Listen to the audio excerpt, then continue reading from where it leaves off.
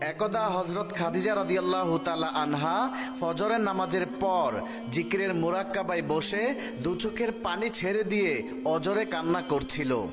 এই সময় ছোট্ট হযরত ফাতেমা রাদিয়াল্লাহু তাআলা আনহা মা খাদিজার ঘরেই ছিলেন। হযরত ফাতেমা রাদিয়াল্লাহু তাআলা আনহা যখন দেখতে পেলেন মা খাদিজা রাদিয়াল্লাহু তাআলা আনহা অজরে কান্না করছে, তখন তিনি কান্না করতে করতে বিশ্বনবীর খুঁজে ঘর থেকে বের হয়ে গেলেন। হযরত ফাতেমা রাদিয়াল্লাহু তাআলা আনহা নবীজির কাছে এসে দেখলেন নবীজি মক্কা শরীফের পাশে জিকিরে মশগুল রয়েছেন।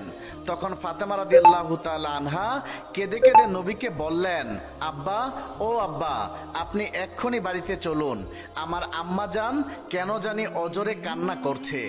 বিশ্বনবী হযরত ফাতেমার মুখে এই কথা শোনার পর আর দেরি না করে সাথে সাথে বাড়ির দিকে রওনা করলেন। নবীজি হযরত খাদিজার ঘরে প্রবেশ করে